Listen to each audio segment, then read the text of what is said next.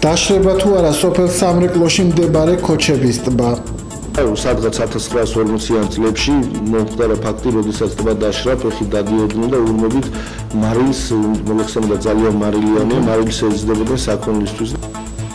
Რას აკეთებს ხელისუფლება, რომ დედოფლის წყარომ სამკურნალო თვისებების მქონე ტბა შეინარჩუნოს და იგეგმება თუ არა მიმდებარე ტერიტორიის რეაბილიტაცია? Რას გვპირდებოდა მიხეილ სააკაშვილი და რას გვპირდება ქართული ოცნების გამგებელი ნიკოლოზ ჯანიაშვილი? ეს ტბა იქნება არა ვიღაცის კერძო საკუთრება, ეს იქნება თქვენთვის. აქ იქნება თქვენი ბულვარი, თქვენი ცენტრი, აქ იქნება თქვენი საცურაო აუზები, აქ იქნება თქვენი კაფეები, რომელსაც თქვენ გვეგახსნით, ჩვენი მიერ მოცემული კრედიტებით, აქ იქნება თქვენ მიერ შექმნილი სასტუმროები, უნიკალური ხავა და აქ იქნება თქვენი კრები დასაქმებულად თქვენთვის ცენტრი.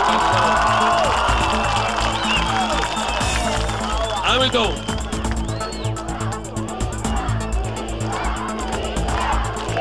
ჩვენ ძალიან დიდი გეგმები გვაქვს.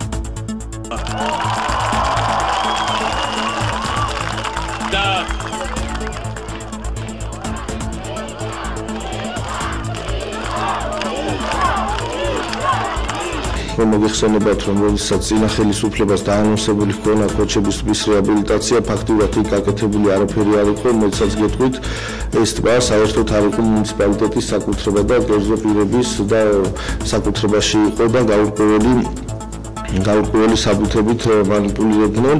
პირველი ნაბიჯი რაც ჩვენ გადავდგით შარშან არის ის, რომ ქოჩების ტბა მთელი თავის ტერიტორიით დარეგისტრირდა დედოფლის წყაროს მუნიციპალიტეტის საკუთრებად და მას შემდეგ რაც ტბა ჩვენი საკუთრებაა და ასე ვთქვათ ხელფეხი გაგვეხსნა იმისთვის, რომ გაგვეხორციელებინა შემდგომი სამუშაოები, დავიწყეთ კონკრეტული ნაბიჯების გადადგმა. ჩვენ ხედავთ, რომ ტბა ბოლო წლებია შრება.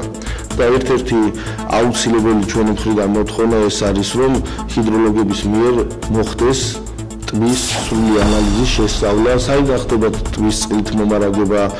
ტბა არის საკმაოდ დაბინძურებული. ტბას სწავლებენ პარაზიტოლოგები, რათა მოხდეს იმის შესწავლა, თუ რა ტიპის მიკროორგანიზმები არის, ან რა არის საჭირო იმისთვის, რომ ტბის გაწმენდა მოხდეს და ნახეთ კვირას 17 საათზე და 30 წუთზე თოქ-შოუში დედოფლის წყაროს საათი.